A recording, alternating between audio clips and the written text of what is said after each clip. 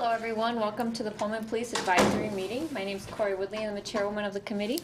We're excited to have you here today. We're going to be talking about suicide awareness and prevention and general things like that for a presentation today. But first we're going to go ahead and dive right into approving the minutes for January 8th, 2018. Let's see, I had a copy of them up here, someone took them. But do we have any comments on those minutes? I'd like to thank Eric for helping lead the meetings while I've been gone. I've been on maternity leave and Eric has really been stepping up, so I just wanted to say I appreciate that very much. So hearing no comments, do I hear a motion to approve the minutes as they stand? Motion to approve. Do I hear a second? Second. All those in favor? Aye. Any opposed? All right, motions have been approved. Minutes have been approved. All right, so we're gonna move the agenda item around, and we're gonna introduce. Well, actually, we're gonna move the agenda item around, and we're gonna go over our PAC member application first. If everyone is okay with that, it'll just take us a few minutes to get through that first. So as long as everyone's okay with that, we'll go ahead and do that. So this is an executive session at this point. Then we're just gonna pause all recording.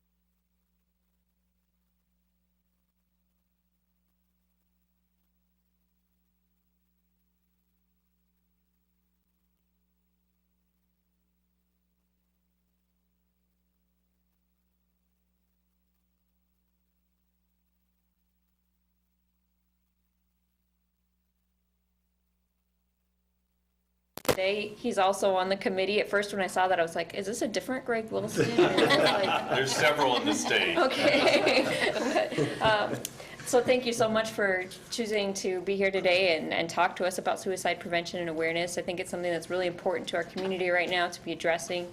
And Chief Jenkins, do you have anything that you wanted to say about this? No, I also wanted to say thanks to all of you for being here tonight, and we certainly appreciate what you do in our community, and thanks for taking the time to come and inform our committee and the Pullman residents about this important and timely topic. And if I could ask Greg to introduce the rest of the panel for us. I will, yes. So to my right is Scott Cooley. Scott has the distinction of having served as the Director of Crisis Services at Palouse River Counseling Center, which means we're managing most all of Whitman County. But Scott was in the role of Crisis Service Director for 30 years in this community. And next to him, that's right. As a matter of fact, he had retired and came back to work some more with us at Palouse River. And then sitting next to him, Stacy Pettit and Kelly Heinlein, who took over, and they now direct crisis services for Palouse River Counseling Center, which means they're the ones going to the hospitals to help people in suicidal crises or other mental health concerns. So I'm very fortunate to have these as the people to answer your questions tonight, because they're in the front lines at all times. Let me just share that I actually also work at Palouse River Counseling Center. I supervise some of the staff there. But this packet I put together for you,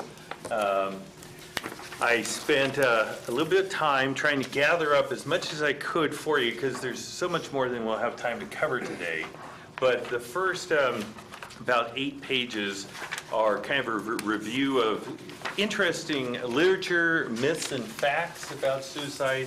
I took this pretty directly from the World Health Organization, as well as other studies being put out in this country. Then, if you look along, we'll get to this page, Suicide Risk Factors, which is a mnemonic that's used to help understand suicide risk factors, which is sad persons. And we'll be talking about that in a little bit. And then in the back of your packet, that we won't have time to cover today, but information that I thought you might find helpful from the American Association of Suicidology. The first couple of pages review risk factors, and we'll be talking about some of those risk factors tonight. The next handout is College Students Suicide Fact Sheet from 2016. So this is the most recent information I could get for you about college students, since we have a few college students here in Pullman. And then finally, depression and suicide. Depression is often linked with suicide. And then the last topic that I thought was appropriate for our committee, suicide by cause, and a fact sheet on that information. And so I just wanted you to know what all we have here for you. I was just going to hit some of the high points in your handout to give a basis for our future discussion here tonight. To begin with, this was somewhat alarming when I discovered it over the weekend. 804,000 suicides occur worldwide in 2012, the last year we have that statistic. I mean, that's just short of 1 million individuals. And of course, the problem with these statistics is suicide is often the last thing listed by a coroner across the world. In some countries, it's still illegal to commit suicide. And so therefore, these numbers are always seen as low estimates. Next, a very interesting statistic was globally, suicide accounts for 50% of all violent deaths in men and 71% of all violent deaths in women. That's a stunning statistic. Next, suicide rates across the world tend to be highest in persons in their senior years, 70 and older, for both men and women. One of the reasons we believe that is if you look at attempts to completions with teenagers, you can see 60 to 80 attempts for every one successful completed suicide. And we tend to think of teenagers as having greater ambivalence about their act. They tend to choose less lethal means, maybe from lack of availability. And frankly, teenagers are pretty darn healthy. When you talk about seniors, though, the rates of attempts to completion is just about 1 to 1. With seniors, you see way less ambivalence about attempting suicide. And of course, their health status may be somewhat more at jeopardy than teenagers. Generally, with adults, the number is 8 to 1 attempts to completion. Along your handout here, just a couple of other points. If you don't walk away with any other information, walk away with this knowledge. A prior suicide attempt is the single most important risk factor for suicide in the general population. So a previous attempt essentially puts someone at a whole different level of risk. Fact, thousands of children and teens attempt suicide in the United States daily. Thousands on a daily basis.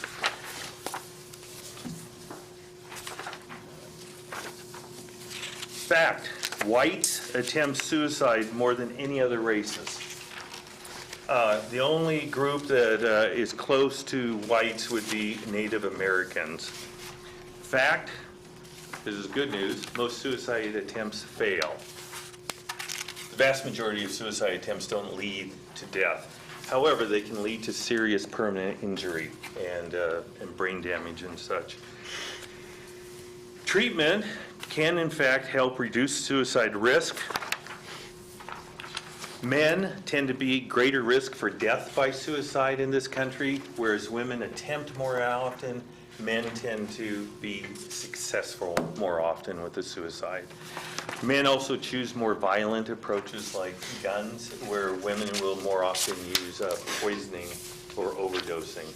Very interestingly, as you read this document later, you'll see that the World Health Organization is in particular trying to decrease the access to lethal means. That means in a country such as ours, they're thinking about what are we going to do about firearms being so prevalent in suicides. But in other parts, in less wealthy countries, pesticides, the availability of pesticides to kill yourself is a focus of the World Health Organization.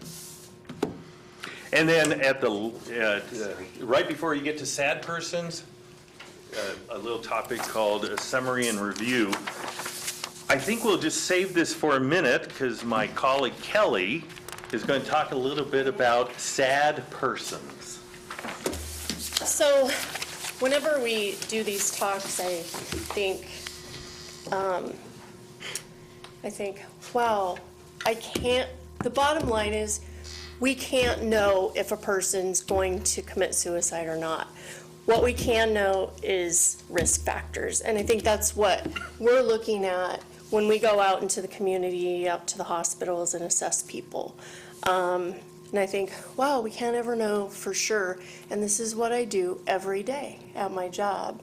So it's just kind of really keeps me on track and makes me always have the same amount of awareness, no matter what person I'm approaching, no matter if it's the first time I've seen them or the fifth time I've seen them, because we do see people repeatedly. So, and the more we see them, the more concerned we become. So here is the sad person's little mnemonic that we use.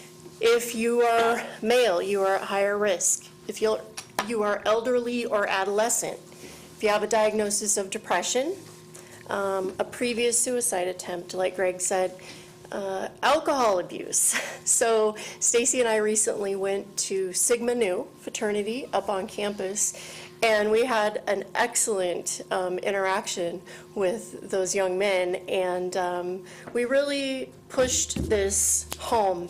When I go out and do presentations, I use Kirk Strassel, who's an expert on suicide stuff. I use his statistics, and he says that over half of the people who complete suicide have a blood alcohol level over the legal limit. So I think that dispels the myth that it's selfish or it's easy, because I think that says that people need to lower their inhibition to do it. So it's a desperate move. If they have psychosis going on, if they are lacking social supports, if they have a plan. So many times when we're interviewing someone, we ask, so I'm here because you're suicidal. Tell me a little bit about that. Well, I just don't want to be here anymore. Well, do you have a plan to actively take your life? If they come back with a real quick answer, I'm concerned, more concerned. I just go to the next level with that.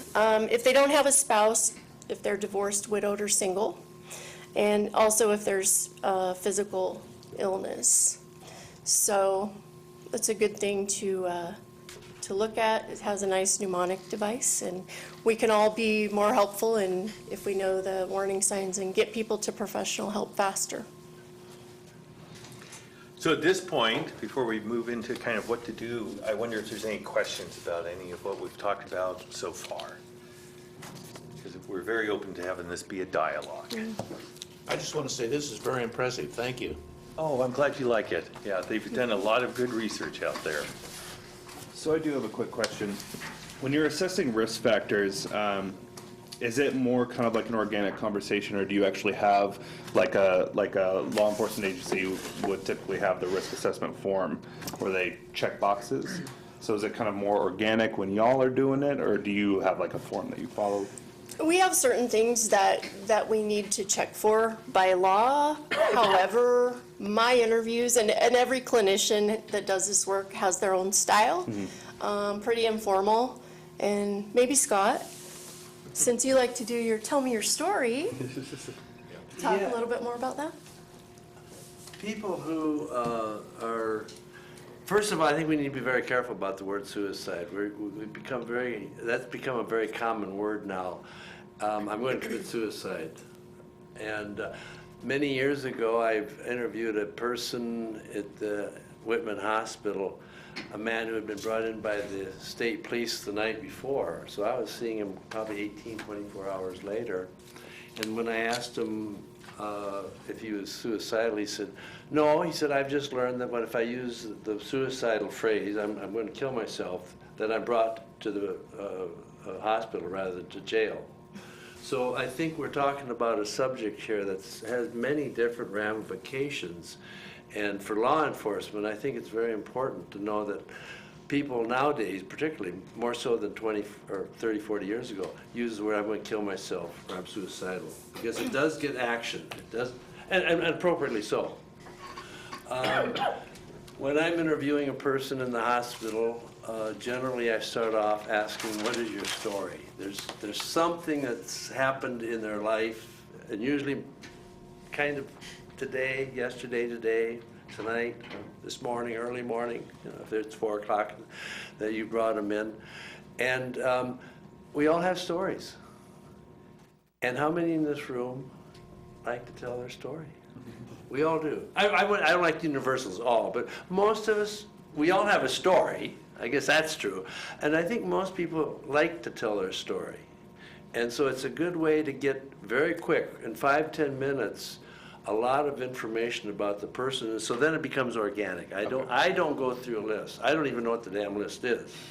I don't mean that facetiously, but some people do. They have a list, bang, bang, bang, and I don't criticize that. But I think I can find out an awful lot. And I think as a police officer's in somewhat similar situation where you can ask what's happening. And most people, if you let them tell it, they'll tell their story. Okay, great, thank you. So one more question is about the distinction of dealing with people who are ill versus people who don't have any previous illness. And there's this movement going on across the world on this whole ability to die with dignity, and how you would treat a case coming in saying, I'm dying, I have stage 4 breast cancer, I don't want to experience pain, I've been contemplating suicidal thoughts, versus somebody coming in who has suicidal thoughts or a plan that is not ill. That's a great question. It's very complicated, yeah. We'd like to go first. Sure. I've actually dealt with this, and it's difficult sometimes, I think, ethically. And what I've come down to, just from supervision and talking with folks, is most of the time, these folks are not going to come and talk to a counseling center and say, hey, I'm suicidal, and I have the stage 4, breast cancer or whatever, and that's why I'm suicidal. So to me, that means like they're asking for help. We don't provide any kind of assisted suicide. We don't provide referral to that by any means. And so if that person wants to take those actions, they need to find a place, probably out of the state, that they can do that, So I think like ethically where we're concerned is that we really need to assess, is this person at imminent risk of killing themselves? And is it due to a mental disorder, which is the other piece of what we have to kind of prove in court when we're writing the document to involuntarily detain someone, per se. So it does become a little squishy as far as our assessment is concerned, but as far as, for somebody coming to us, that feels like a I'm seeking help from you. Yeah. We're dealing with RCW 7105, which means that the person does have to have a mental disability in order to meet the criteria of 7105. And oftentimes a person who has a chronic condition and really is ready to die may not have the mental disorder. And so then that's part of what Greg is saying. It can become very complex because this person is not depressed. I mean, it's sad, but doesn't have a clinical depression that meets the criteria of a mental disorder, according to the law. Oh, yes, Richard, go ahead. Memory, is assisted suicide legal in Washington? Yes. And in Oregon it is as well, isn't it? Yes. Yeah. I'd forgotten. Yeah.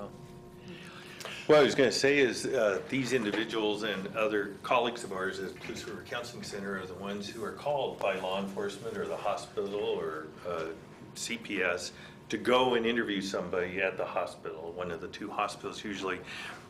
And the roles we function in are to perhaps just deal with crisis management, help someone figure out how to organize their life differently. We can help facilitate getting them to a hospital if they want to go voluntarily and they have a mental illness or a depression or a suicide that warrants intervention. We always strive to keep someone in the community because getting them to the hospital isn't always the best thing for them in terms of developing skills to manage. You can imagine it's an expensive process if you're going to the hospital 10, 12 times in a year. And each stay might be a couple days. So we look for least restrictive alternatives. What Scott was talking about, 7105, is this is where we think someone has a mental disorder and is imminently suicidal. And at that point, the assessment process really takes over. And if we believe that's going to happen, we read them their rights to let them know all their legal rights, because these individuals have the authority to detain you against your will. Now, it's meant to detain you to help you resolve your mental illness or your suicidal crisis. Could be a homicidal crisis as well. But we're looking at management of risk. So the vast majority of what we do is actually help with crises. Put the fires out, come up with a least restrictive alternative. But it can result to detentions. And I'm just trying to remember, how many detentions were there last year?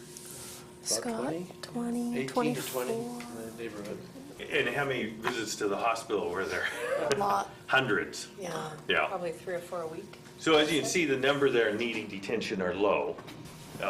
But that's one of the more complicated things, because for someone to lose their liberty is a very serious event. And we take that role very seriously with respect to them.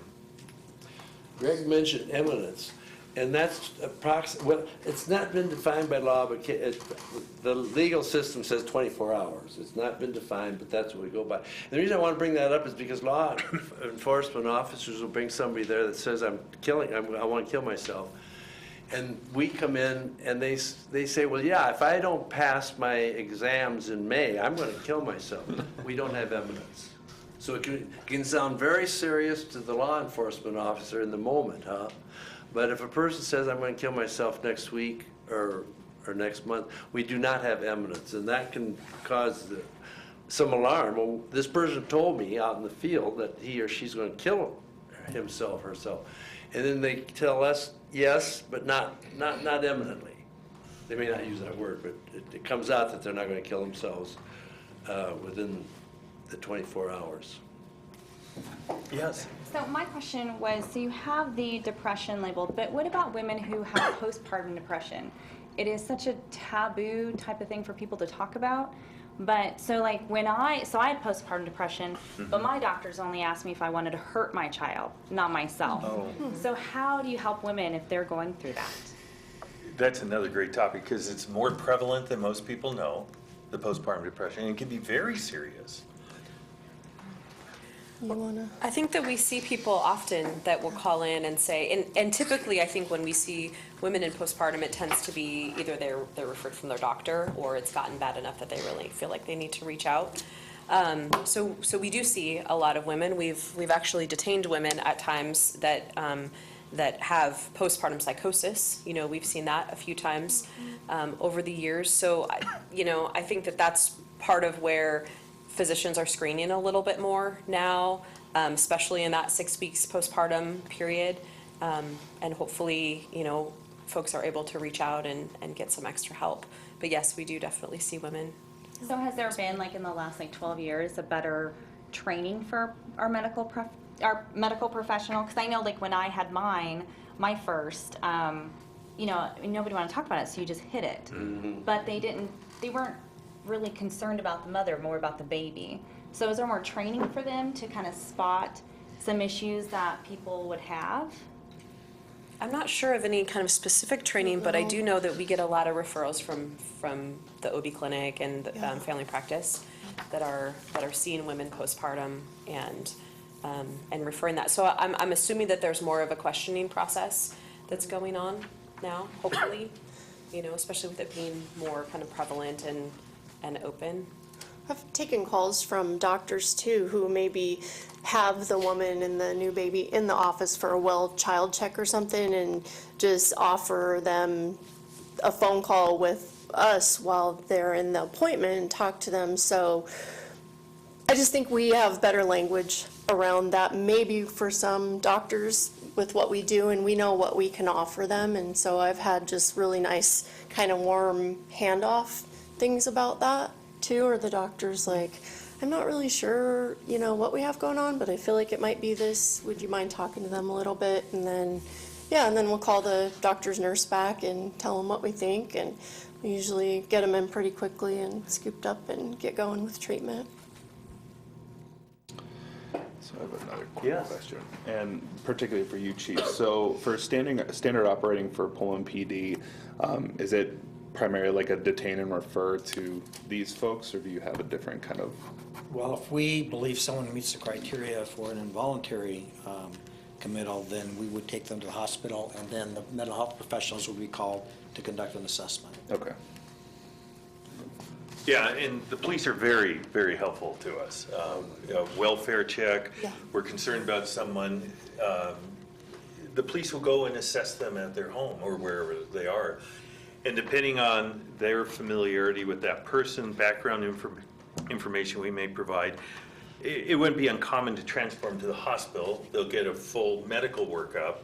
And then at the time the medical workup is kind of completed, drug screen, alcohol screen, then we'll come in to begin the assessment process. One more question. Please, yeah. With the university here is a big part of the community and so many students, what kind of partnership do you have with maybe the counselors at the university? And I guess, do you sometimes take cases that maybe they don't necessarily have the resources, or do they have the resources that you guys also provide? Great question.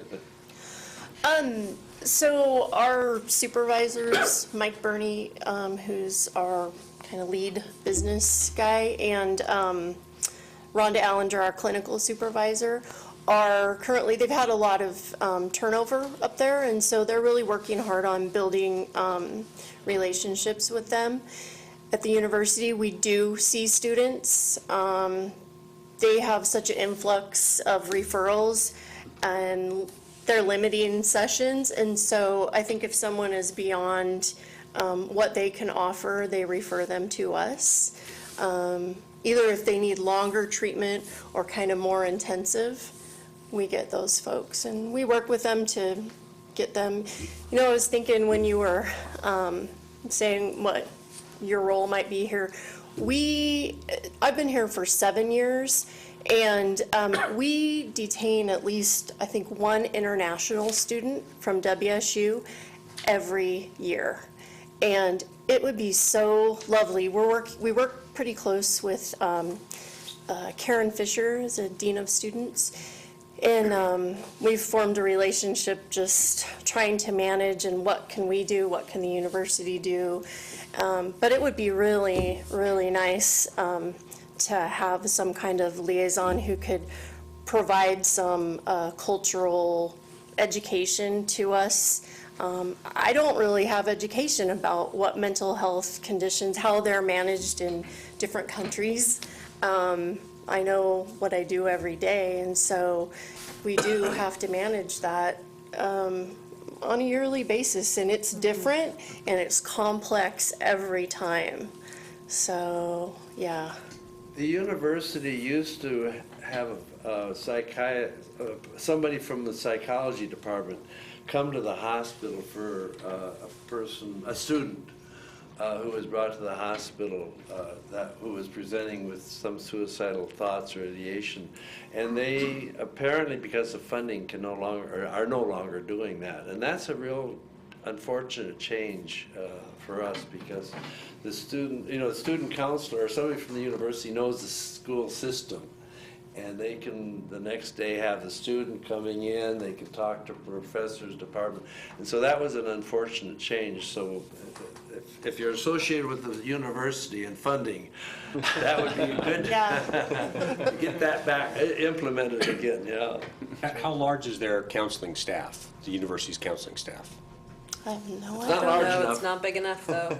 Yep. For a current population of what, 20,000 someone students? What's the current student population? It's about that, 18 to 20,000. I think we're limited to, I think 8 sessions a semester for counseling sessions. I think know it's that 24 per degree. I think it's 24 Yeah. per, yeah. And I'm a veteran, and so I hang out with a lot of student veterans. And so that was actually going to be my next question, is they don't choose to go see counseling because of that limit. They're like, what's the point? There's no VA system out here, and they're not willing to travel with the VA's reputation, they're not willing to travel to Spokane to see treatment there. And so I was wondering, if there's any kind of outreach that y'all do, because I'm not even sure that the veterans that I know that y'all exist, which is a shame. And so, Doesn't the university have a program for veterans? well, we have a veterans center, but there's no real outreach towards veterans in terms of mental health. Wow. Yeah. How did you come up with this 8 sessions or whatever? Is this student health insurance or what is? No, so this is, I guess that you can kind of quantify it as student health insurance, but it's just the counseling service has X number of counseling sessions that a student can use per semester and also per degree. And so you can use it in any kind of conjunction, but if you need more than that, they just can't see you, and it's because of this lack of counselors and the 30,000 student population, including grad students. What they're trying to do is funnel students towards psychoeducation and groups. So they're starting, well, they probably already started it for this year, but like starting groups on campus and trying to funnel as much as they can through the groups. And the other piece of that is if somebody presents at school with a major mental illness, probably PTSD included, and they feel like after assessment, they feel like this person requires more than 8 sessions, they will probably not take them, and they will refer them to someone in the community, because they don't want to start something and then not be able to finish if the person has more of a chronic need. So we see a lot of students, we see a lot coming through. I think the biggest barrier that we have is the number of people that we see compared to, you know, what we can actually do as an agency and probably as the university as well. We see a lot of people. We are the Medicaid provider in the county, so we see, you know, all of those folks, and we have standards that we have to see them within a certain amount of time. So sometimes, especially this time of year, the folks that have insurance are often waiting, you know, a while to get into services because we just don't have the capacity to be able to absorb those folks. So fair to say, as we're seeing in a lot of places throughout the country, mental health resources are underfunded. Correct. Yeah, Yes. that's a huge Yes. problem. Not enough resources and a lot of business coming through the door. So I have two questions. Please. The first question, if approved, would this panel be willing to come to one of our councils to present to the University Council? Yeah. Yeah. Okay, so it might be Absolutely. something that Adam and I actually sit on the same council that we could talk to you afterwards to see about coming, because that would give a little bit more information to when we reach the entire university. So my second question is, what, and this might be coming later in your presentation, but for a parent to 2 middle school children, what are things that parents can be looking for with their students, their children, especially given that they see this now in the news all the time with the recent one, very public here, that it's just constantly in their feed all the time with social media or the news channels or anything. What can we be looking at or helping them know who to talk to, whether it's us or somebody in the school? What can we do to help them? I got my child raised and I'm real glad. But I have grandkids and I have stepkids out there. But, you know, parenting, I was never afraid to be up in my kids' business. I pay your way through life right now and you owe me, or you owe me an explanation for what you do. I'm your person, right? So I was never afraid to be up in his business. On his Facebook page, we kind of had an open door policy at our house. And we do see a lot of kids, I think with social media, I don't know, this is not an official statistic. This is just what I see from the kids. It's mostly kids that I see. Kids tend to think that everybody else's life is better than theirs. And I don't think that's true at all. And so I try to explain that to them. Try to explain that to my son when I was raising him. It's like, you can write whatever you want on Facebook. We didn't have TV. I was a poor single mom in school when I was raising my son, and so we didn't have cable. It wasn't part of our apartment package, and we didn't have it. So we did a lot of video games and videoing, and I'm sure that he had exposure to that, and that's where ideas come from. But we limited that in our house. I don't really have any hard, fast statistics about technology and exposure to that. It is the way of our world today, and I think we're a little bit behind in how we keep up with that. Do you have any ideas? I have 2 middle schoolers too. So I think for me, and I guess like coming from a mom and also coming from a mental health professional, I talk to my kids a lot about like, hey, is this going on at school? And do you know anybody that's done this or thought about this? Or what would you do if somebody came to you and said, I feel like hurting myself, or my mom hurt herself, or whatever, and just giving them tools, you know, like you can tell an adult, well, what would be, you know, who would be an appropriate adult? A teacher, a school counselor, myself, obviously. But being able to provide, to give them tools about where they can go with information. I think kids that have ideas about hurting themselves, you know, we see kids that, you know, have been cutting themselves on their legs or something for months, and then finally, you know, mom catches them getting out of the shower or something, like, what is that on your leg? And so just being really open with kids and trying to kind of notice their behaviors, notice what's different. Usually there's kind of differences in behavior. There's withdrawal, there's isolation. And so again, as Kelly said, like really kind of getting in there and saying like, well, I'm noticing that you've been hanging out in your room a lot. what's going on. It might be because, I get that, Mom, I'm a teenager kind of a situation, but, being able to have that conversation and be open with the kids about having a safe place to go to talk and sharing information. Yeah, surrounding them with support. I was lucky too, and you are too. We have extended family, so my parents were really helpful with my son. My dad kind of played the dad role for him and could have conversations with him about things when I wasn't necessarily comfortable. So I think having a good support system around us and around your kids is important.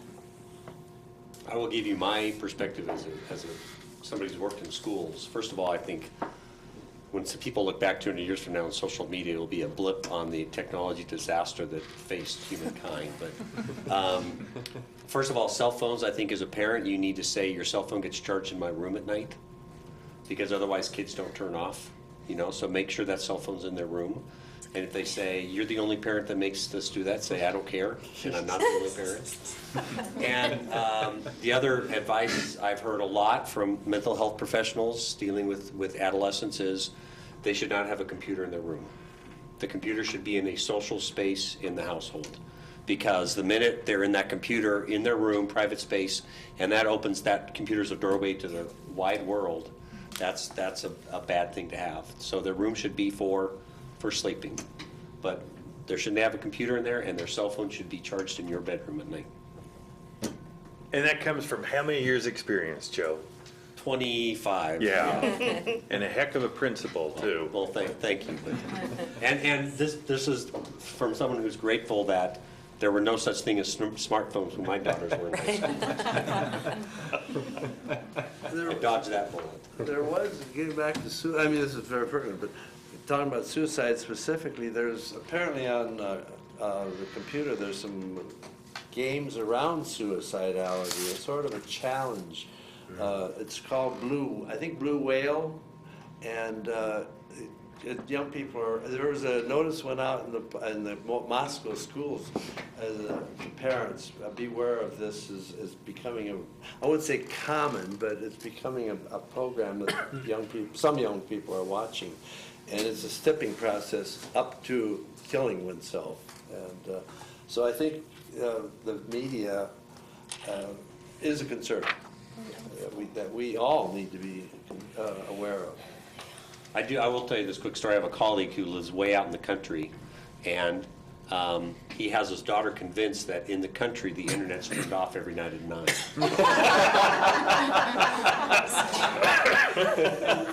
I'm taking notes. Citywide ordinance. That's good. Yeah, let's make sure that one's in the minutes. Yeah, please. So, he touched on earlier veterans and suicide, and I know that the military has been doing a lot of programming recently, and one of the themes is sort of the hypermasculinity around it, and folks thinking that coming forward with suicide ideation or something like that is a form of weakness. To kind of tie it in with maybe some of our topics around school, this is something that's also very common amongst athletics. And that's very topical, not only with the more recent suicide with Tyler, but also I was on the rugby team where we had 2 people kill themselves in the 4 years that I was a part of that team. So it's certainly something that's definitely still impactful around the community. I know you guys don't have, I don't know if you guys have a direct relationship with the university, but I would imagine looking at, high school students who fit a lot of these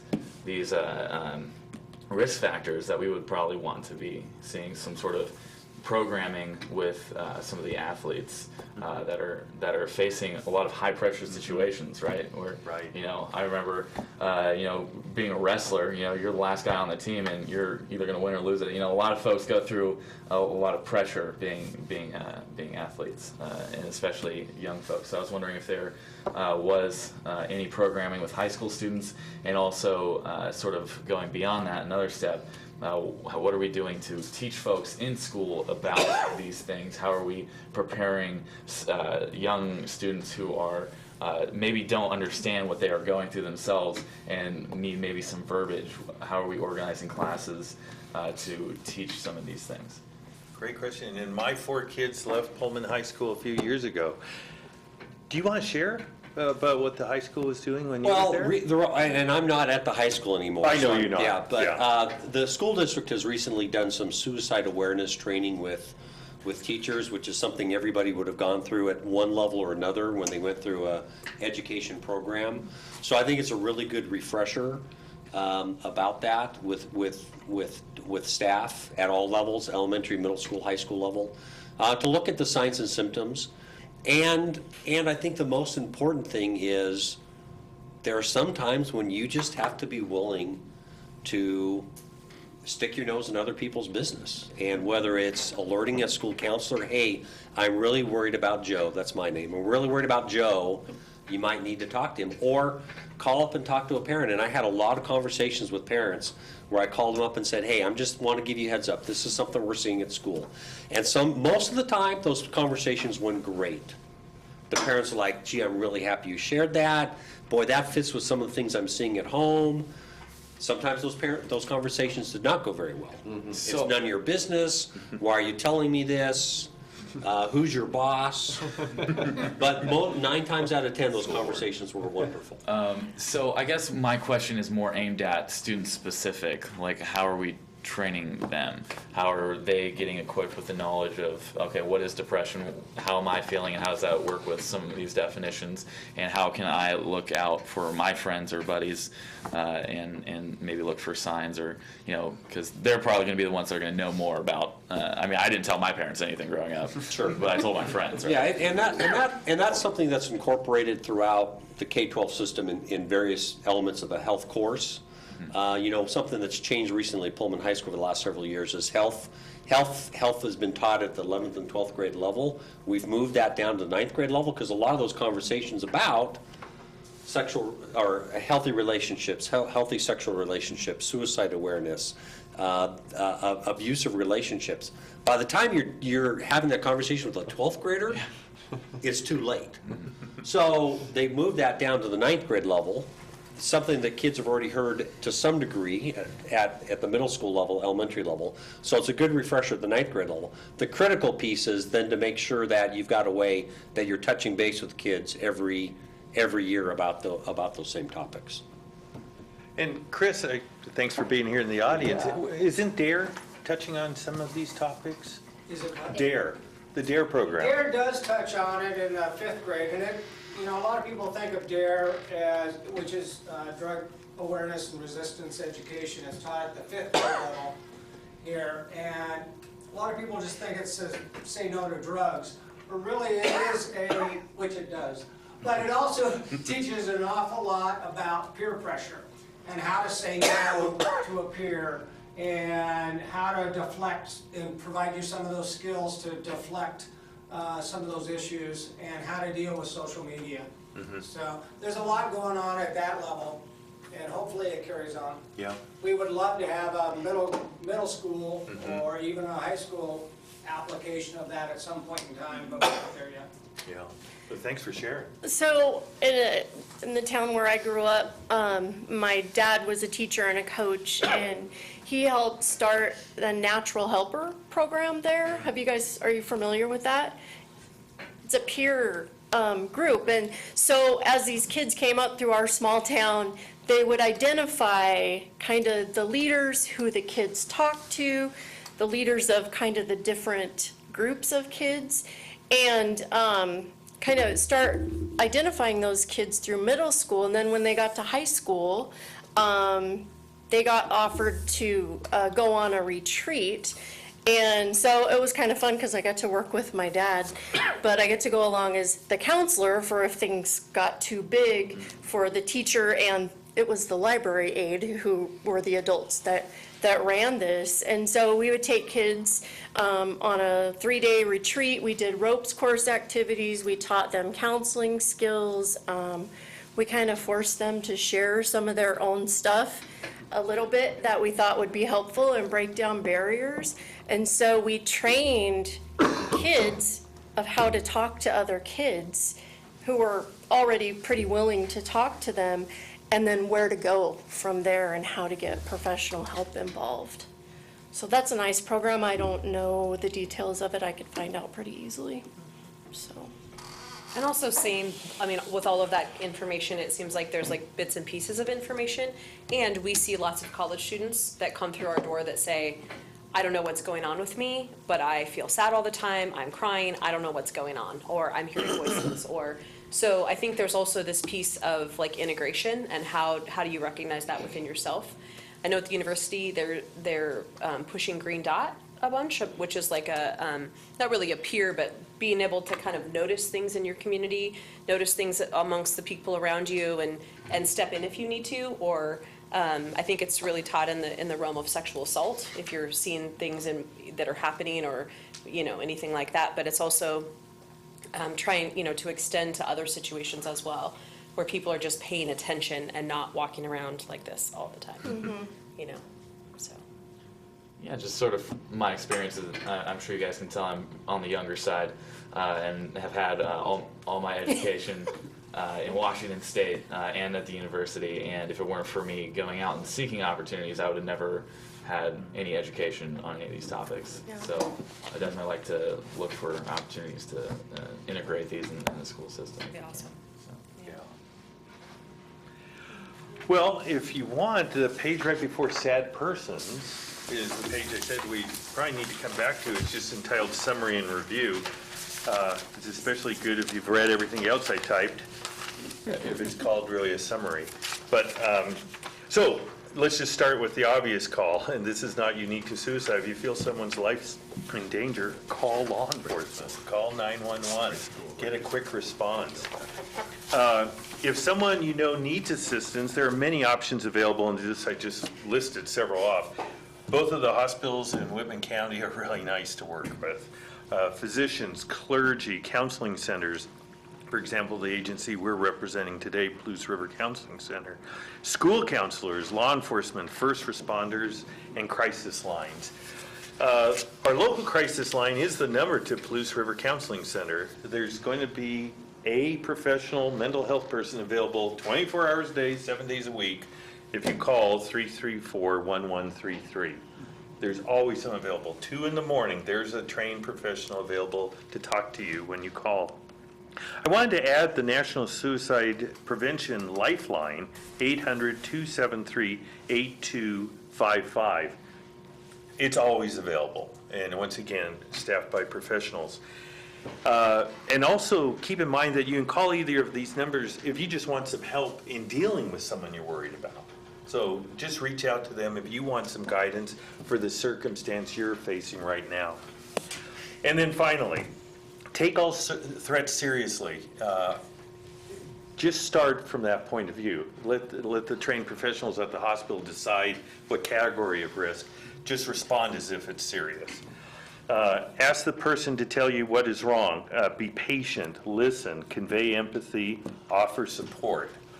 It might be upsetting to hear someone talking about taking their life. One of the things that's really helpful to remember is very few people who are suicidal actually have a goal of dying.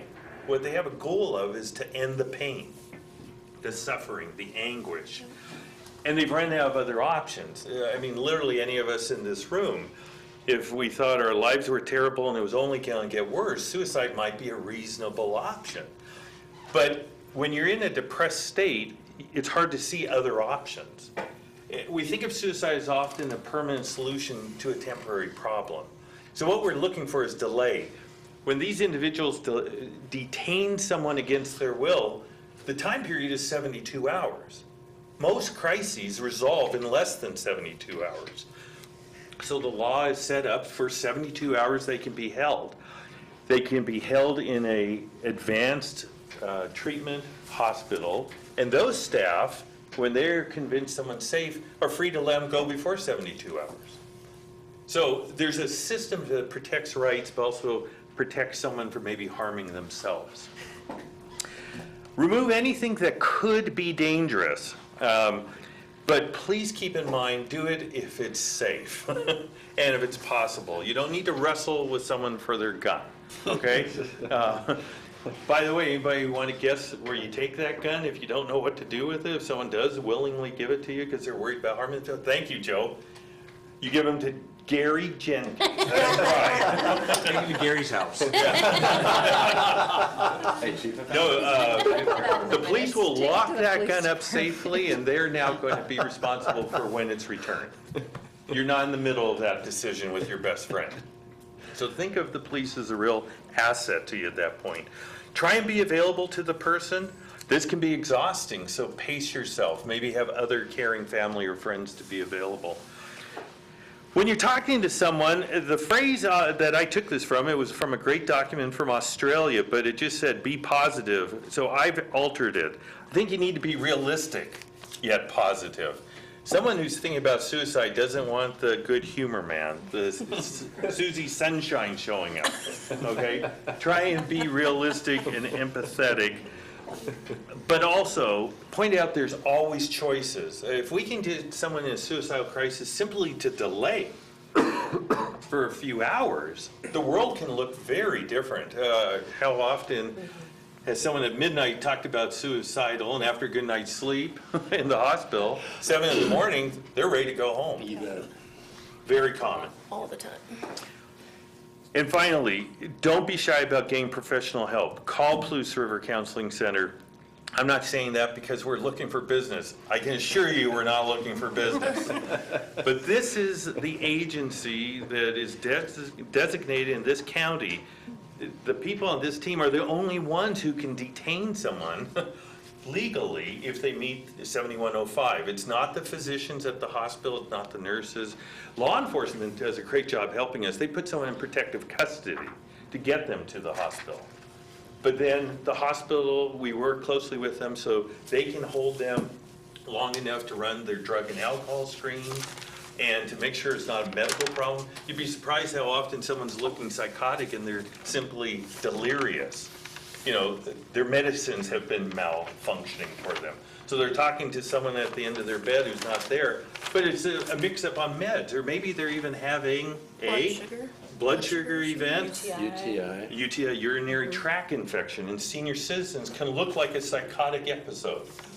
Just get their UTI repaired, they're going to clear up pretty quickly. So we like working very closely with the medical docs in the ER to make sure by the time we step in, all the other reasons for this problem have been eliminated. And then we're looking at the options we can provide. By the way, I really appreciate everybody's questions. Did any of you want to ask questions here today? Yes, thank you. With the high school, previously on these students' drills on active shooting now, I mean, in my day, it was tornadoes, it was nuclear war, Cold Yes. War, I mean, so we had some of that. But when you deal with students and suicide, I really wonder what kind of psychological damage we're doing to our students once we added active shooting as a real threat to their lives in the school and here. And is that a component? I mean, is that a component of leading? When you have suicide statistics, I mean, often we can't come up with a reason, but does something else need to be occurring in these drills to relieve some of that ongoing fear of just doing it? Anybody? I don't know. We don't participate in those at the schools, and so I'm not sure. I would think, I don't know, when working with kids in schools, I would like to assure them safety as well as a plan and practice, just like fire drills, earthquake drills, getting off the bus safely drills that we used to do when I was in school. I want them to know what to do, but not put a huge amount of fear in them, that it makes them uncomfortable to go to school every day. But I think you're right. I think it's out there, and they're watching it on the news, and there's a lot of, well, this is probably my own personal opinion, there's a lot of glorification that happens of those kinds of things, so it changes things. Well, when you So- look at drills starting, the schools are required to have them, but it's starting kindergarten, Yeah. preschool. I mean, I wonder what we're doing. Yeah. That's a great question. Yes, I thank have you. 2 questions. Please. One's for you folks, and this one's for you, or the next one's for you, Gary. So when you detain someone, what are the medical costs that are then put on them that are associated with detaining someone? Like, do they have to like pay for that? Like, is there, like, when you take an ambulance ride, you gotta pay for that? And then for you, Chief, when someone is put in protective custody, who is maybe not in their best state of mind, and what happens when they resist arrest? How is that dealt with the prosecutor's office? Because I imagine adding on a resisting arrest charge is probably not great for them in that particular point in time. I imagine, because I personally wouldn't probably generally volunteer to be put in protective custody. Imagine people who are not in the most stable condition probably wouldn't be excited about that prospect either. So, just a couple questions. Keep that in mind before you ever go after this guy. There will probably not be a reason to I come will after say me. that we work with all of the law enforcement in Whitman County, and they do an excellent job of working with people with mental illness. We have police officers just bring people by the office, say, give us a heads up, hey, I'm coming in with so-and-so, they're not looking great, can I bring them by and you can meet with them for a little bit? We're always up for that.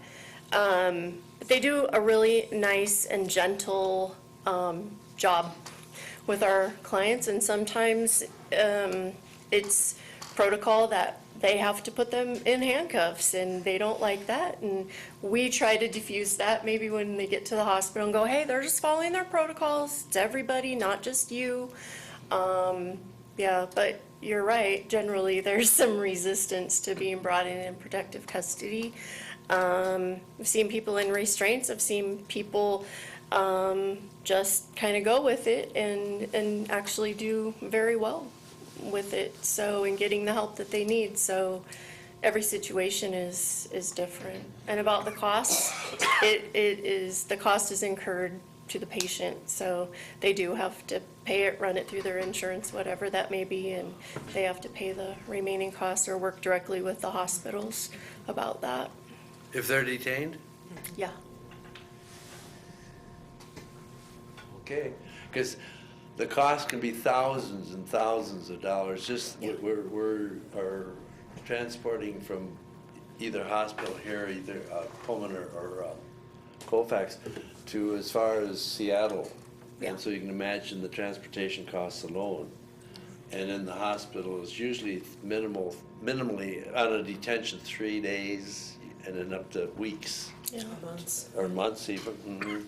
So, I had a patient who, this was I'm a few appalled. years ago. Go ahead, I'm Yeah, sorry. who I was case managing, who had private insurance, and we had to detain her. She was gravely disabled, and at that time we sent her to Eastern, where she stayed for a couple months until she stabilized and was able to come back to the community. And part of my case management work with her upon her return was not only helping her manage her symptoms of her mental illness, her meds, her sleep, everything that goes along with that, but her finances, to be able to help her budget her money that comes in monthly. She was on a fixed income at that point in time, to be able to pay the bills. The hospital bill. Yeah.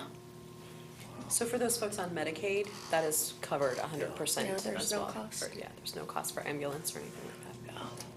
Do you think that's why some people maybe don't use your services, because they can't afford it? Oh, yes. Yeah, Oh, I sure. do. Yeah. And I think that's across the board with all access to healthcare. Yeah. Yes. You don't have people access healthcare when it'd be relatively easy and cheap to deal with.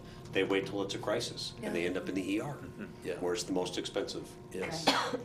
I think that Washington, we're lucky because we've opted into Obamacare and all of that, and so people have access to Medicaid and to insurance at a lower cost. But I know that that is not the case in Idaho, that there's a lot of people out there that are not able to access services because they make too much for Medicaid, but not enough to be able to afford insurance. So.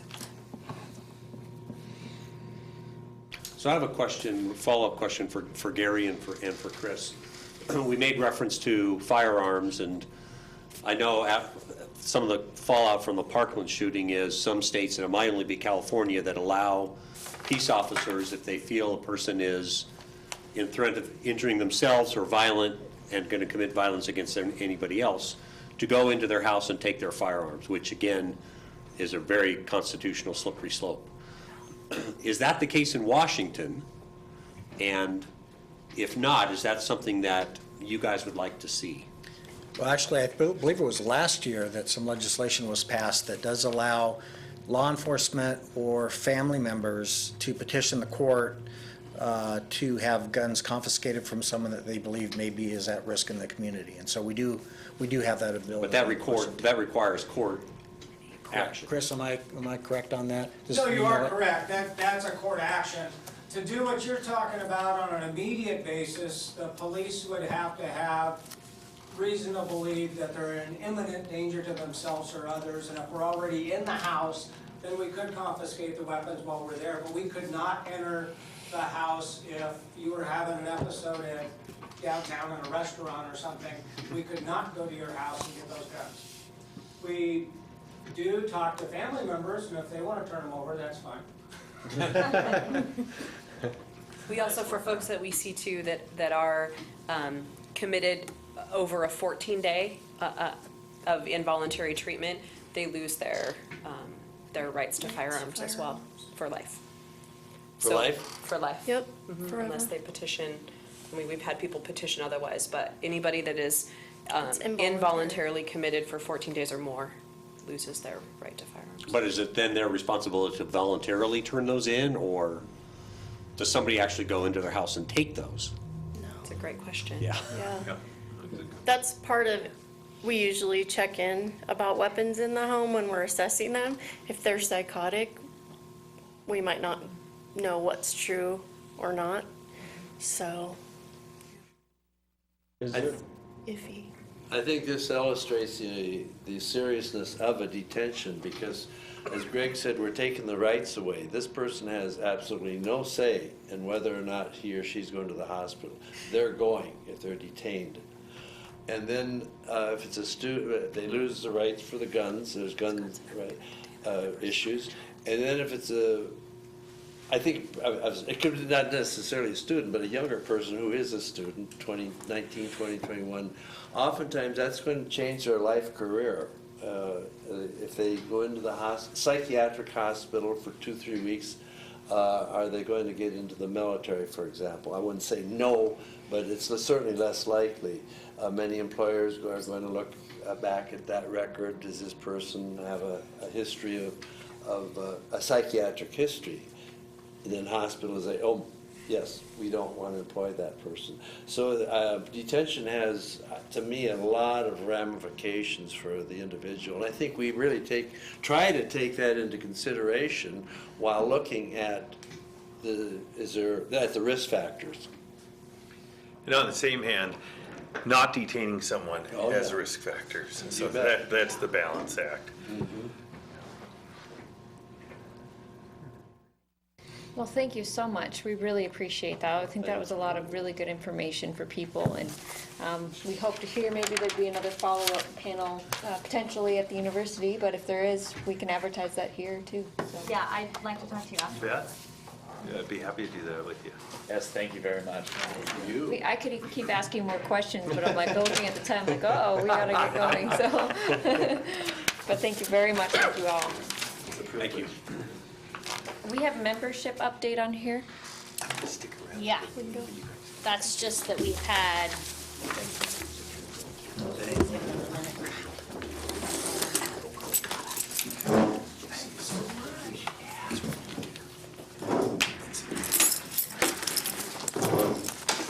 What is that, Darby, again? We had a resignation and we moved. Oh, okay. Okay. Somebody.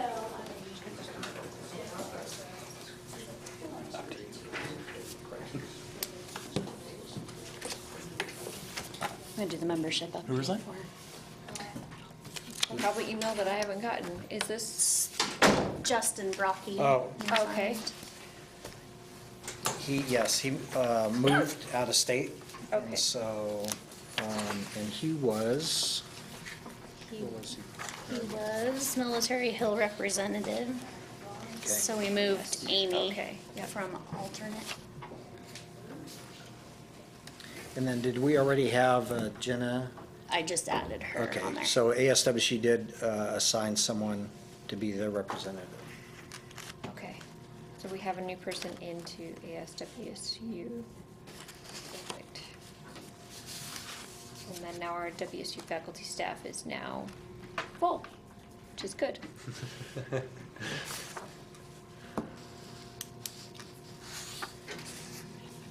All right, any more updates, any emails other than that? That's it. All right, so I can pass that over to Gary Jenkins now for the police department update. All right. So we have 3 records vacancies. This is just an update from the last meeting. One of those vacancies is because we have moved Ashley Lamb from record specialist to code enforcement. She started that position March 1st, and she's currently at a 2-week animal control officer academy, since our code enforcement officers are also animal control officers. So when she gets back, she'll spend a few weeks being trained, and then she'll initially be assigned as our downtown parking enforcement officer. And now that position used to be exclusively just that assignment, and so Gary Lavashore held that position for a number of years. We've now combined that with the other code enforcement officer position. So all 3 of our code enforcement officers can do any of the code enforcement officer jobs, and then they'll rotate through the different assignments in code enforcement. So it'll give us a lot more flexibility. We hired Ariane Pons as a record specialist to fill one of the vacancies. She started February 15th.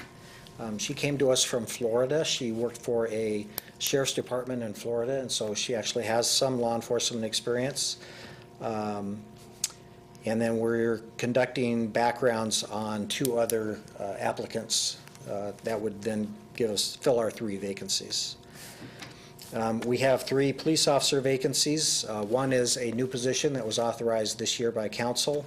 Another one was from the retirement of Sam Sorum, and then another one was from a police officer resignation. And so we did a recruitment and interviewed 14 people, January 18th and 19th. Barbara Hammond sat on that panel representing the Police Advisory Committee. We currently are doing backgrounds on 3 of those applicants to fill those positions. One of those is a lateral applicant from the west side of the state. So if that person is hired, they will still go through our field training program, but they won't have to go through the police academy. So they could get up and running a lot more quickly. And right now, the next available academy is in August. All of the academies are filled up until August. So we wouldn't be able to submit a name until we complete a background investigation on the other 2 applicants. From Sergeant Sorum's retirement, we conducted an assessment center on January 22nd. We had 14 internal applicants for that position, and we ultimately promoted Greg Umbright to be the sergeant to fill in for Sam Sorum's vacancy. I just came back from a drone and public safety conference in Virginia. National Institute of Justice paid my way to go. So I'm part of a focus group that they have for use of drones in public safety. And so we'll be utilizing some of the information I learned there with our drone program at the police department that we're still putting together. Some things coming up this week, this Wednesday at the Schweitzer Event Center. we are co-hosting a workshop that's being put on by Department of Homeland Security, and it's called Active Shooter Preparedness Workshop. And it's not specifically geared for law enforcement, it's geared for any type of a business setting. And so anyone that would be responsible for how employees are to conduct themselves when that type of a situation occurs, or to train other employees, that's who this is really targeting.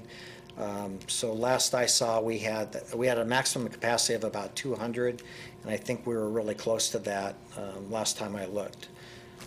So that's on Wednesday, and I think, Joe, we sent you guys that information as well.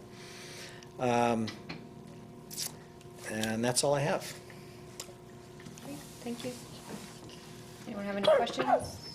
I just have a comment. I was invited to sit in on the police interviews as a school district representative, and it was an extremely, in my opinion, a very strong pool, a very strong pool. A group of people that clearly have an interest in being part of this community, and I think clearly have an understanding of what community policing means. So I don't know if you felt the same way about you weren't in on the interviews, but you probably saw the feedback that I got, and I appreciate, we had a really good diverse panel, and I appreciate, Joe, the time that you were able to take away. That was 2 days away from your work, and that's a lot, I know, so thank you for that. It was a strong pool.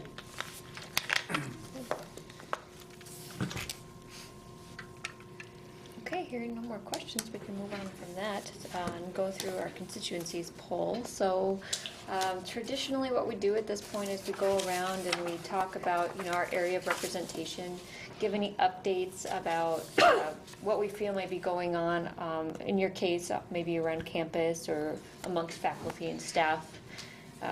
So what we do is we just go around and we say what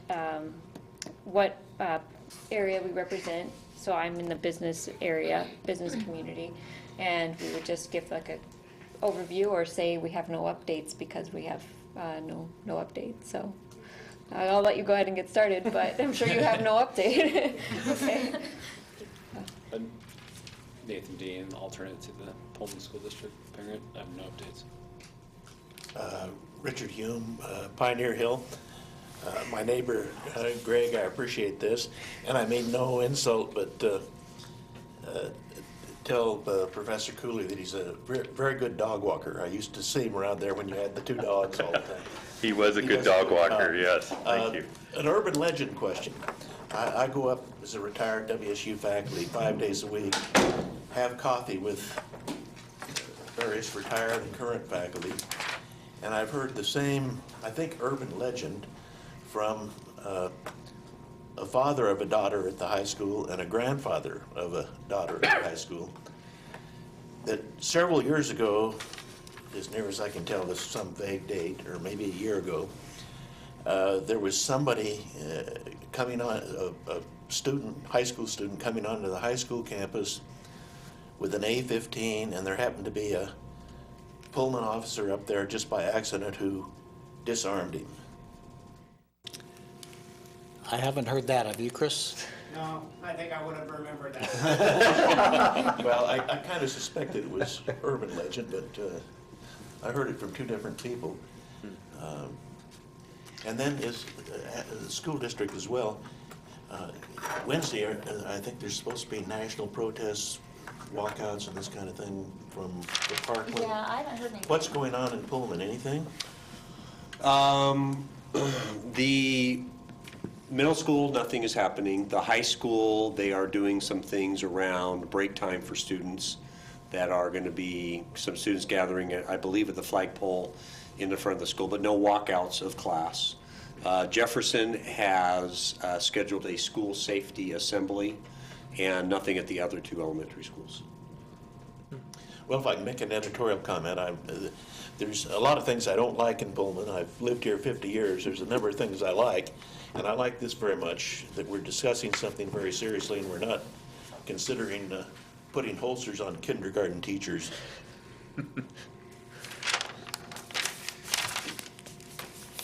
Joe Thornton, Pullman School District alternative representative. The only thing I'm going to answer to your question about the AR-15 at school, This goes back several years, maybe 4 years. We had a student come to school. On his way to school, he was doing some duck hunting. He had his dog in the truck. He was parked way out on the edge of campus. Somebody saw his dog in the trunk, was concerned, called animal control. They show up to make sure the dog's okay. He's got his shotgun hanging in the back of in the rack, and he had his gun confiscated, and there was some, but that was just a kid coming to school to jump shoot ducks, and he made a mistake of leaving his gun in his truck. Well, this story I heard was about 2 days after Parkland, so I kind of thought it was urban legend. Yeah. Nothing else. Stephanie Rink, the Pullman School District Parent Representative. So the only thing I have is we had a email come out from our principal that there was a rumor that a student was suspended of making a threat to shoot up the school. But after speaking with everything, it was just the poor judgment regarding choice of words from the student. So there was nothing else that they needed to react on. Thanks. Adam Williams, Pullman, Sunnyside Hill alternate. And I thought this was a very good presentation. The main takeaway I would add on to it is just make sure to take action whenever you suspect anything, even just asking someone how they're doing. Even last week, we kind of intervened with one of our students in class, and actually my roommate in college actually committed suicide, and so, just take action. Just asking someone how they're doing always helps. But I thought it was a very good presentation. Eric Tessoff, business representative. I have wanted to ask for clarification. I was talking to a fellow business owner who plows snow, and he had mentioned that a couple of times his drivers had been told by police officers not to push snow like across the street from, say, a parking lot he's plowing or something.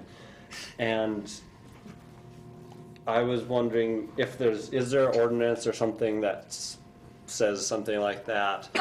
A number of years back, I'd been in contact with certain city M&O employees who just basically told me, don't leave snow and where we've plowed basically, or in the middle of the road, in driving lanes. And so if you don't push it across, just clean everything up. And so I was wondering if you might be able to look into that, or if you know anything. Well, I'll tell you what I know, and then I'll let the guy that probably really knows say it. But Okay. I don't think there's any issue with pushing it across the street. I think the only issue would be is if, like you said, in any driving lane, any a street that's been well, even if it hasn't been plowed, pushed in the roadway area, or on a sidewalk, or that type of a thing. Chris, do you have any issue going on? Any public street, obviously, you can't put any items, whatever it is, snow included, into the street. Okay. So that's a problem. But especially, we kind of ignore it if you're shoveling your sidewalk or shoveling your own driveway and Yeah. you throw it back into the street, they're gonna come and throw it back on your thing. So it's kind of tit for tat, it's fine. Right. But when you're dealing with a commercial organization, you got big parking lots, you have a much more pile of snow.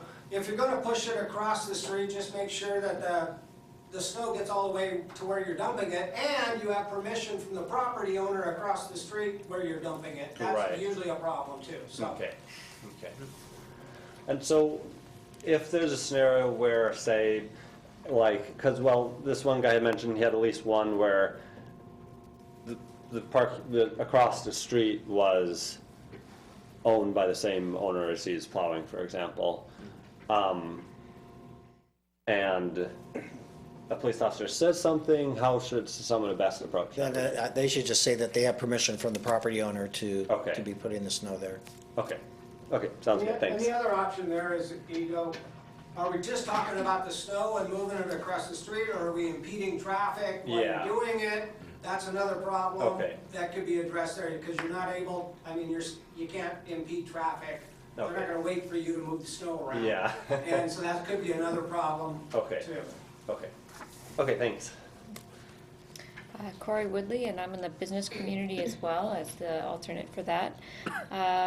I have no updates specific to the business component, but I just wanted to say once again that I really did appreciate today's presentation, and we're hoping that Umbright may be able to come talk to us about having wellness checks, welfare checks, and in general on people. I think that there's been hesitation, a lot of hesitation with community members on when is it okay to do one, and I think it would be a good topic for us to bring up. And then maybe just if getting your guys' quick feedback on what you guys would think about having a substance abuse / overdose prevention talk the following month, just to keep on this whole track of a little bit more serious topics for a while. That's a good idea. I think I was wondering, in your presentation, you hear all this opioid crisis stuff. How does this relate to? Right, this? that's what I was thinking Yeah. of relating that information there. That's a great idea. Okay, good. Yeah, because it's very complicated to assess someone for mental illness if they're on substances during that time. Yeah. Interestingly enough, the law changes in the state on April 1st. It's coming up pretty quick. Historically, we couldn't detain someone if they were currently high or drunk. We had to literally keep them in the hospital until they were less than 0.08. The law changes April 1st. It's very complicated. Now this group of people can actually detain someone who is incapacitated by substance, with the idea is that the state of Washington was going to generate a bunch more appropriate places to take them to. That part of the story isn't working out so well right now. Surprise, surprise. But come April 1st, there will be a whole new way this group of people will respond to someone, hopefully keeping them safe. It was considered against their rights to detain them when they're drunk or high, but the law is changing. And the idea is to keep them safe, like detox facilities, locked evaluation and treatment facilities. So I know I'm not the guy to organize that talk, but that sounds like a great If you have any suggested people on panels or anything to talk about these things, we'd love to hear it. So Yeah, you want send two me an names? email or- I'll give you two names right now. Sure. The person who runs the treatment program at Palouse River Counseling Center is Mark Ziegler. He's in charge of the substance abuse division there, and the other substance abuse treatment facility in this county is Palouse Recovery Center, and that person's name is Gene Iverson. Okay.